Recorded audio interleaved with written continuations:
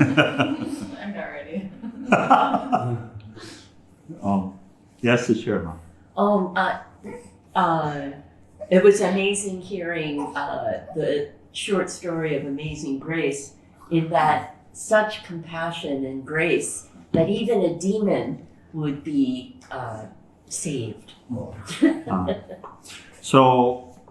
There's a question of what is the demon, right? Right. Where does the demon exist? Right. No, I mean, where does the demon exist?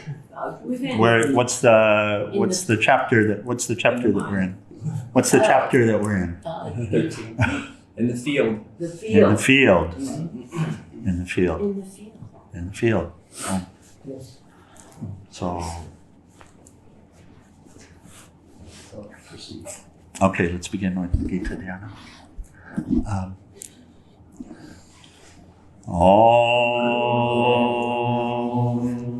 O Bhagavad Gita, by which Arjuna was illumined by Lord Krishna himself, and which was composed of 18 chapters within the Mahabharata by the ancient sage Vyasa. O Divine Mother, destroyer of rebirth, who showers the nectar of oneness upon us. O Bhagavad Gita, my affectionate mother, on thee I meditate. All the Upanishads are the cows. The milker is the cowherd boy, Krishna. Arjuna is the calf. People of purified intellect are the drinkers. And the milk is the supreme nectar of the Gita. My salutations to the Lord, who is the source of supreme bliss, whose grace makes the mute eloquent and the crippled cross mountains. Hari Om Tat Sat. The shlokas this morning are perfect for motherhood yoga, of course. Parenthood yoga, family yoga. Yoga practiced in the world.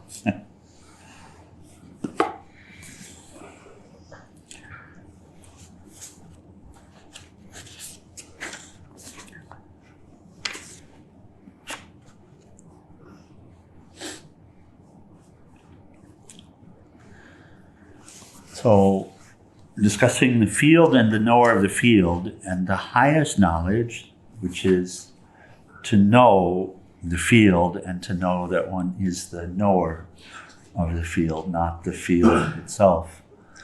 And so that is the knowledge, Vedanta, which ends the quest for additional knowledge. Knowledge, generally speaking, knowledge is acquired in order to reach satisfaction. That's the idea. We come to know something because we feel we need to know it in order to do something to get something. The cycle.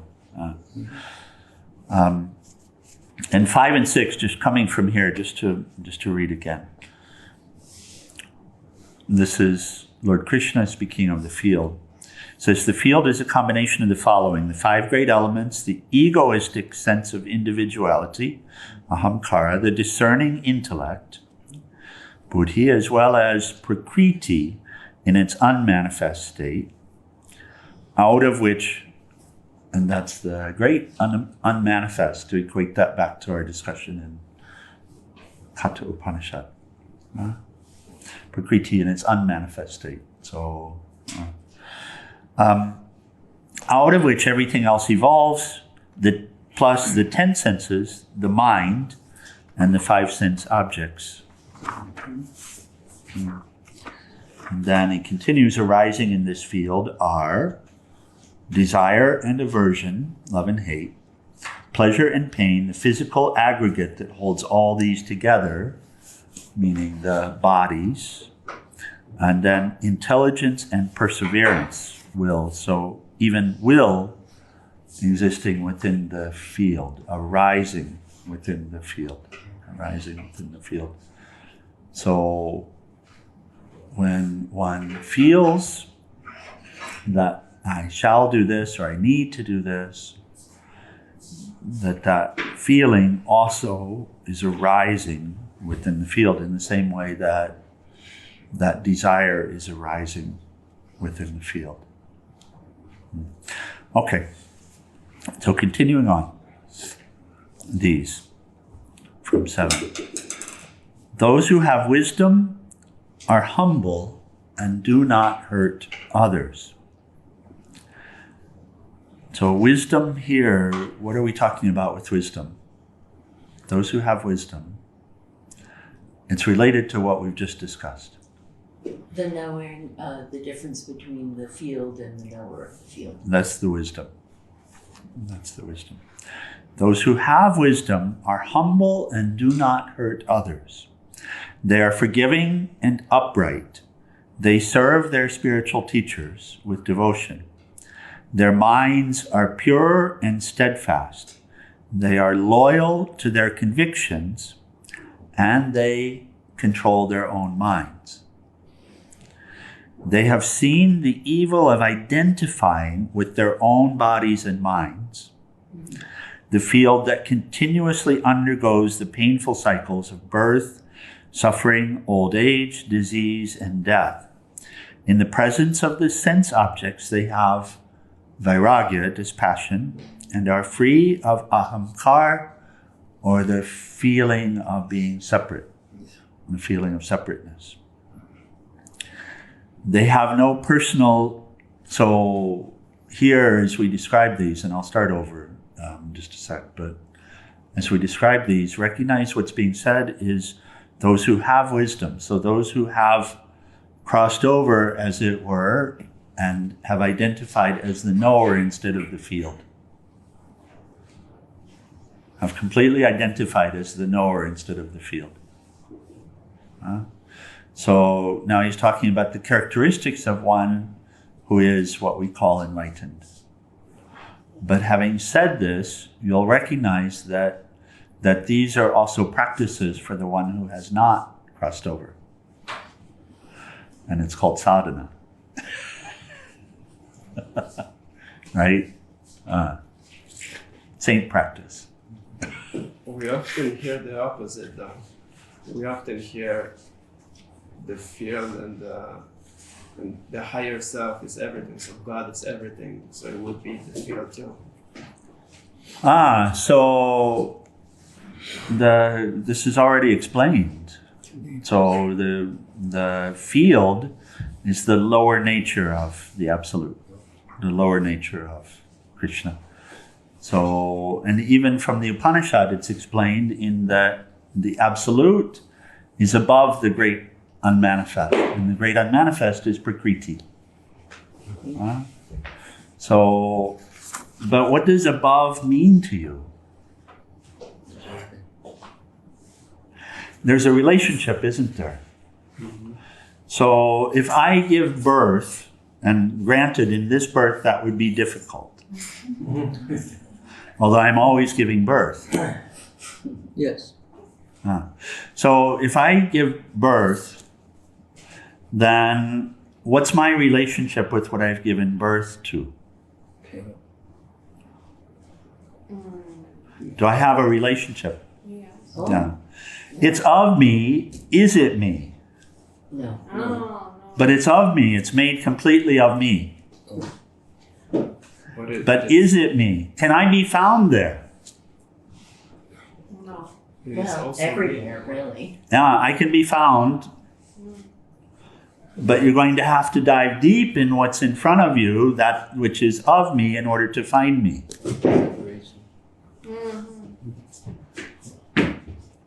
Huh. Let's see. What's another approach? I'm waiting.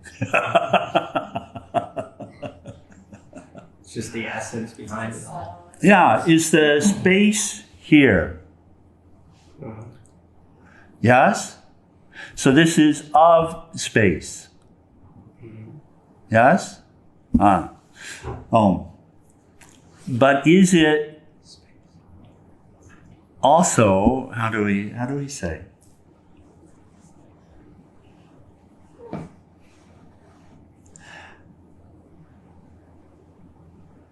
Let's just read, and then we'll see what other example comes.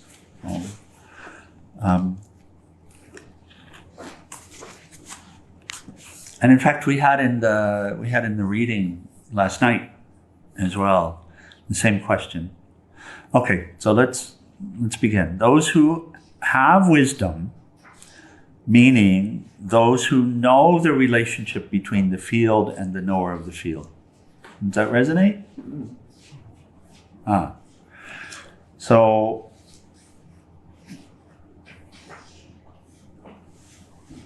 this is ephemeral. This stuff is the field stuff. It's constantly changing. What's the essence of this, though? Brahman. Which is separate from me or not separate from me? Not separate. Not separate from me. So the essence is Brahman, but I'm seeing the stuff. And I'm taking my reality from the stuff. But the stuff is the field arising from Brahman. Arising within this field.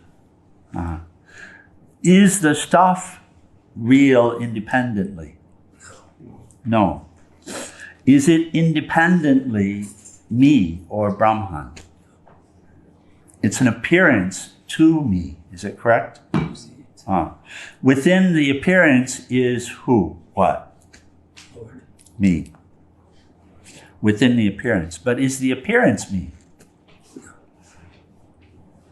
The appearance is your imagination, my imagination. So it's within me, but it's not me. Is the dream you? Or is the dream occurring within you?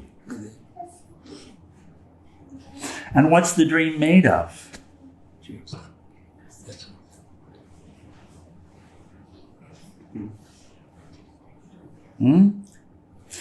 Do you take yourself to be the dream? And the dream character that's arising within the dream? You can if you know it's a dream. Sorry? I said you can if you know it's a dream. You can have fun with it.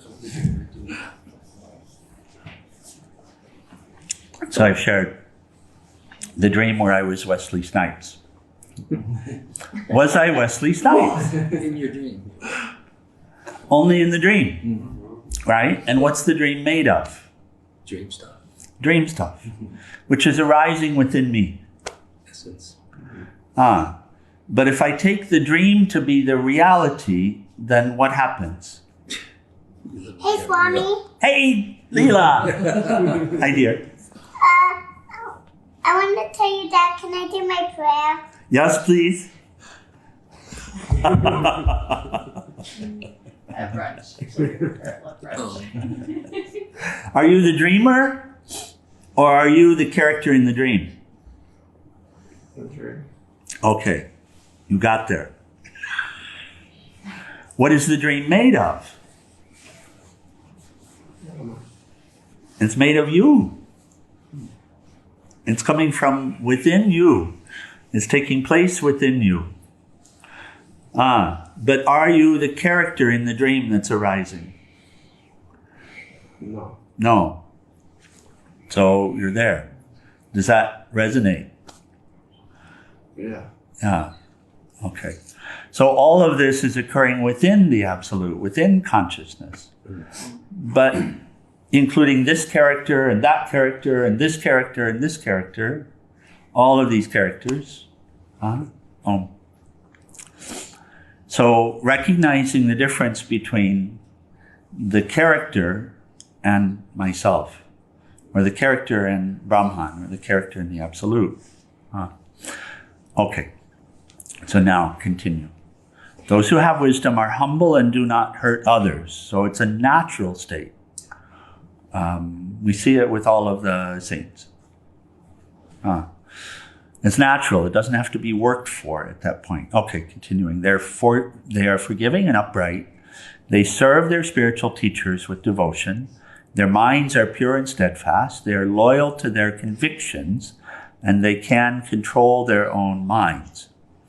They have seen the evil of identifying with their own bodies and minds, the field that continually undergoes the painful cycles of birth, suffering, old age, disease, and death. In the presence of the sense objects, they have vairagya, dispassion, and are free of ahamkar, which is the identification with the sense objects, but also the feeling of being separate. So you're there and I'm here. And they're free of it. They have no personal attachments because they do not mistakenly identify themselves with their own homes, their families, their husbands, their wives, their children, or their parents. That's where we said, yeah, oh.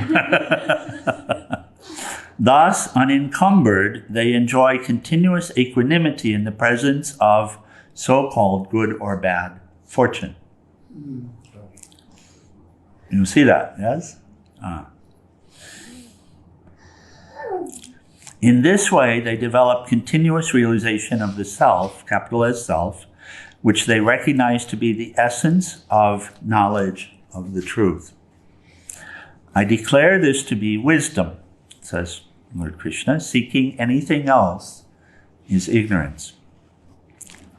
And Swamiji adds commentary. He says, in those days, when they wanted to tell you something about the positive truth, they would also mention the opposite at the end. We see another example of this in the simple words of the saintly South Indian poet Tiruvallur in Tirakural. He asks, what is yoga? What is righteousness? What is spiritual life? Make the mind clean. He says that's yoga. Then he adds, all the rest is the opposite. So, what is yoga? Make the mind clean. Sometimes when I tell people, this is all there is to yoga, they say, is that all? You make it so simple. We thought we had to practice 10 hours of pranayama a day, stand on the head, and all kinds of things. He says, see how simple it is. Just keep the mind clean, and you don't even have to worry about staying calm. A clean mind will be calm always. You don't even need to make it calm. What kind of mind becomes restless? A dirty mind. Can you tell what he's referring to here, clean mind, dirty mind, in relationship to the slokas that we've just covered? So clean mind is attached to the knower, not attached to the field. Oh. And therefore it doesn't get filled with all of these notions about what I need, what I want, what must happen, what did happen, what should happen, what this is, what that is, all of the judgmental stuff. So that's all dirt on the mirror. Right? Does that resonate, Uma Devi? Mm-hmm. No. So a perfectly clean mind is yoga. Perfectly clean mind is yoga because perfectly clean mind is a perfectly clean mirror. And there's just no question in a perfectly clean mirror. Right? When we're not all caught up in all of this stuff in the mind, then the truth is seen easily and abided in. This is why, in this way, they develop continuous realization of the self from Sri Krishna. Okay, so he continues. He says, a clean mind will be calm always. You don't even need to make it calm. What kind of mind becomes restless? A dirty mind. You may know the saying, cleanliness is next to godliness. It doesn't matter whether you dry clean it or wet clean it. Jnana or bhakti. Just keep it clean.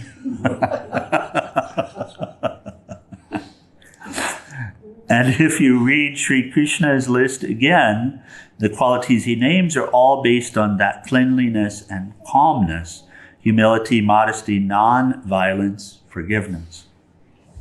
If you aren't going to forgive, your mind will be restless. If somebody said or did something to you and you dwell on it, your mind will simply be bubbling. It's a worthwhile one to know and to recognize. If you aren't going to forgive, your mind will be restless. And if somebody said or did something to you and you dwell on it, that's where it happens. If you dwell on it, then your mind will simply be bubbling, right? Repeating over and over what they did and what that means about me, and right? So this is a good word. I don't need to explain each of the qualities, he says, the qualities that have been discussed. The aim of each is the same, purity. Keep that aim in mind and all these qualities will automatically come. Maybe we can touch on one or two. For instance, service of the teacher. What has that to do with purity? In this case, your teacher means the one who guides you on the right path. You should submit to him or her with all humility. If you aren't going to be humble to that person, with whom are you going to be humble? He says, normally we don't want to submit ourselves to anybody, but we have to if we go to the doctor. Doctor, I'm at your mercy. Do anything you want. Cut anything you want. You may even allow the physician to make you die in a way. She gives you an injection and you are temporarily dead, or anesthetized.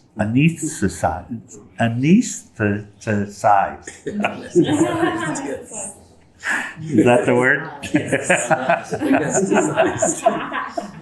In the same way, if you can't be egoless, devoted and submissive to your own spiritual teacher, you won't be that way with anybody. Let your mind be free and clean from egoism, at least in this relationship. Let this be the beginning. If you get free from the ego, even for a minute, you get a glimpse of the light. Then gradually you will see that not only that one person as your teacher, but everything will be a teacher to you. You will begin to learn from everything and everybody. He says it's like looking for something in the pitch dark and suddenly light comes. You now see not only what you were looking for, but many other things also. You may have turned on the light to see the refrigerator, not to see all the other cabinets. But when the light comes, you see everything. In the same way, at least for the moment you get rid of egoism, and the mind gets a glimpse of the truth of the teacher, and at that time you may see other things in that light too. It says this is where you begin to free yourself from ego. At all other places the ego comes forward. And look at what it does to us. And he quotes, look at how it asserts within us, I know. It says, I know. How many times? And then we speak it out. We feel like we're being attacked, and this voice says, I know. It explains, yeah. And so he quotes, I know everything. Who are you to tell me? I am great. I did this, I did that. All this I normally comes. But at least with one person you say, I don't know anything. It's very difficult to say, I don't know. And that's why I have come to you. When you really mean that, you become humble and devoted, and you are open to learn more. You are clean then. Okay.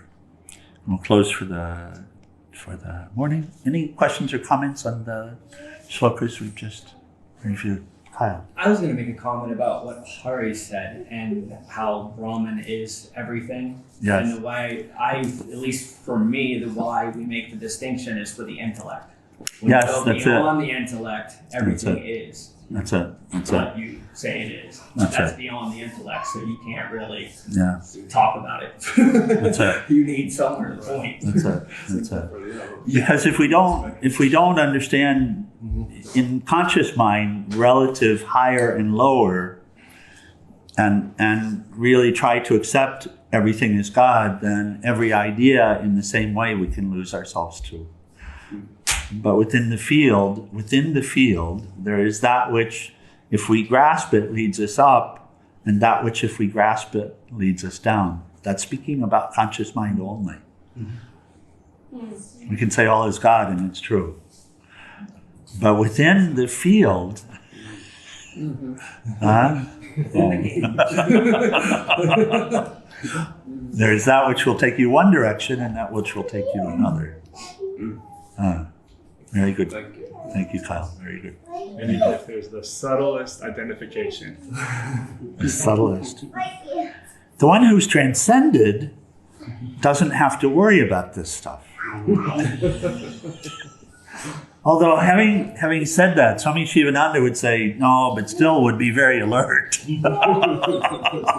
And still would be careful and cautious. The statement here was made about controlling the mind. That the one who has this wisdom can control the mind. But still, the mind is needful of being controlled.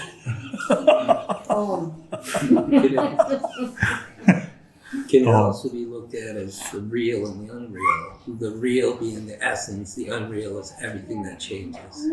Yeah, you can look at it that way from a provisional Yeah, standpoint. from an intellectual. In truth, there's no unreal. But then when we say that, then we'll hear something that means, well, then this world does exist just like this.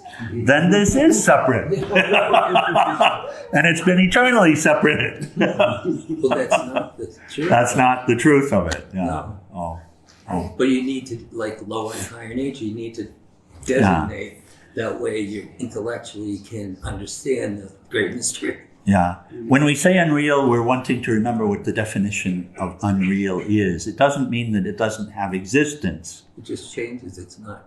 That's exactly it. It means that it's not remaining the same eternally. Oh. So in that way, there is that which is real, which is existent in all places, existent at all time, and even that which underlies all of this. So that's what's defined to be real. Oh. And therefore, in that relationship, then the knower is said to be real, and the field is said to be unreal. Oh. But it always requires that explanation, because we have to catch it that way. Because otherwise, we treat everyone here as if they don't exist. It's the form that keeps changing. But the reality underlying this I that is in every single atom, in every single person. Yes. If we negate the I, then we're in trouble. The little I. If we negate the resplendent I, Oh, then we're in trouble. negate it. Yeah. Negate the true I. If we negate the true I, the resplendent I, the existent I, the real I, then we're in trouble. And the same I that's here is here and here and here. Oh. Erica? I was going to add, this passage used to make me cringe when I would first read it, like this idea of negating the family and all of this. And so I just wanted to touch on that point for another retreat. Please. In regards to, it's our family that seems to cause us the most suffering when we're in this role. And it's because of that grasping you were describing. And that it should be this way or it should be that way, or the identification of myself being that other person, and if that other person is in a certain way because they are me, that's where that suffering comes from. Yes. And anyways, if you'd like to elaborate on that, that would be great on that. So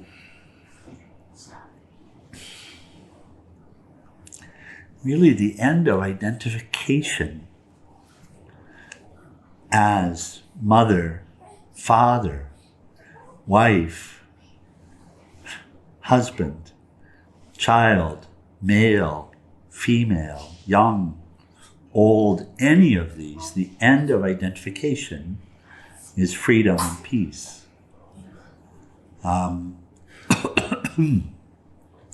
One who is free, one who is at peace, is certainly well equipped to play the role of father, mother, sister, brother, but could never actually become it.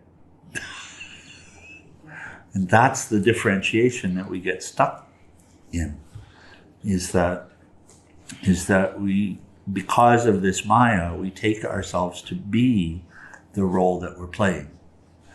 It's the funniest thing, when people ask who we are, we say, I'm a mother or a father or whatever we say.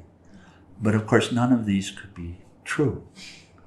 None of these could be true. Padre Pio, when he was asked, "Who are you?" he gave this beautiful answer. When the Inquisitor came, he said, "I am a mystery even to myself." And that's what's bringing about that grasping is the desire, from a limited sense, of defining who I am or what I am. And so the words will come in, but of course we can't define who I am. Jesus did perhaps the best. I and the Father are one. Right, in terms of defining, putting some definition on it.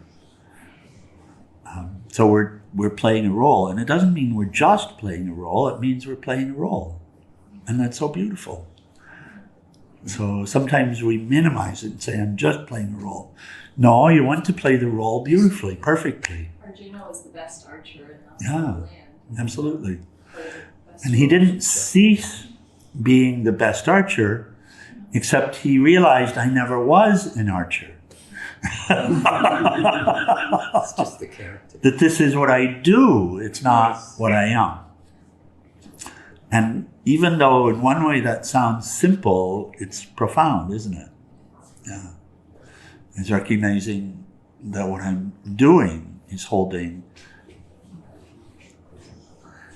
the Lord in this form in my hands, in my arms.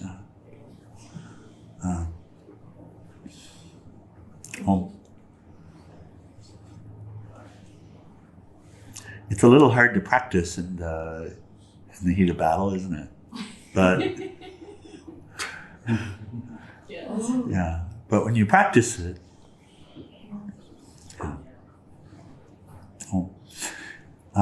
you know that we'll first hear, and this is very common to have, and this is part of the reason we do this. I'll often hear from someone who has the role of householder, one or another. And of course, it can be very frustrating, but the frustration is coming because of the identification, right? If they can just find their way to identify as soul and see that they're playing the role, then the frustration immediately falls away. Especially when you catch, I'm eternal soul. I don't need something here. I can give everything. I don't need something because whatever comes is going to be perfect. And so I still work, I still show up at the office, and I still do my job and all of this, but now I'm free to do it instead of worrying about what's going to be happening, because stuff will happen.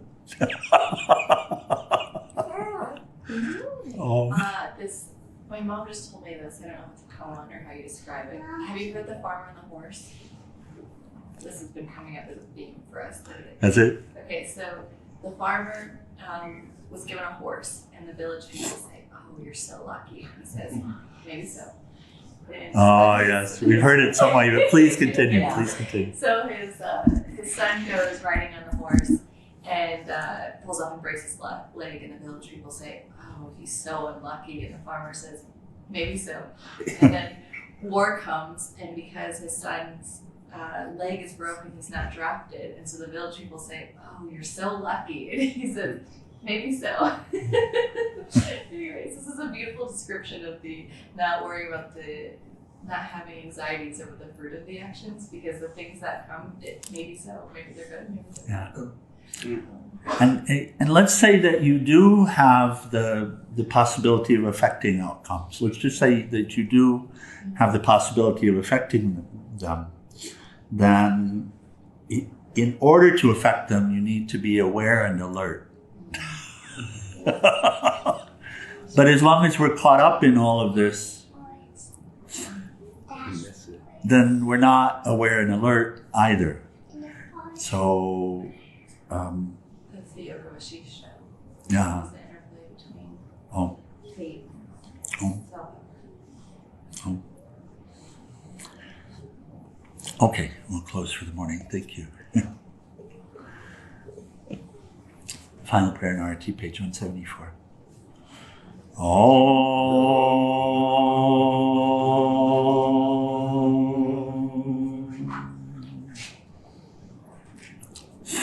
Om Trayambakam Yajamahe Sugandim Pushtevardhanam Orai Rukameva Bandhanan Ritor Mokshyamamritat Om Trayambakam Yajamahe Sugandim Pushtevardhanam Orai Rukameva Bandhanan Ritor Mokshyamamritat Om Trayambakam Yajamahe Sugandim Pushtevardhanam Orai Rukameva Bandhanan Ritor Mokshyamamritat Om Sarvesham Swastir Bhavatu Sarvesham Shantir Bhavatu Sarvesham Purnam Bhavatu Sarvesham Mangalam Bhavatu Sarve Bhavantu Sukhinaha Sarve Shantu Niramaya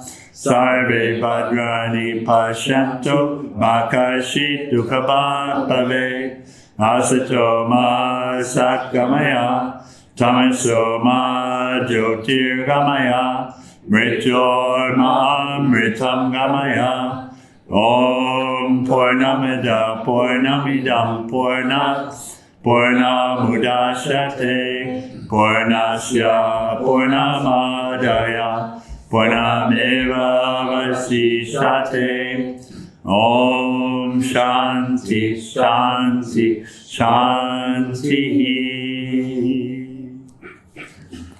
O adorable Lord of mercy and love, salutations and prostrations unto thee. Thou art omnipresent, omnipotent, and omniscient. Thou art Satchidananda. Thou art existence, knowledge, and bliss absolute. Thou art the indweller of all beings. Grant us an understanding heart, equal vision, balanced mind, faith, devotion, and wisdom. Grant us inner spiritual strength to resist temptation and to control the mind. Free us from egoism, lust, anger, greed, hatred, and jealousy. Fill our hearts with divine virtues. Let us behold thee in all these names and forms. Let us serve thee in all these names and forms. Let us ever remember thee. Let us ever sing thy glories. Let thy name be ever on our lips. Let us abide in thee forever and ever. On beloved Sakura Shivananda Maharaj ki Jai. And for all of the saints and sages of all the traditions. Jai. Jai.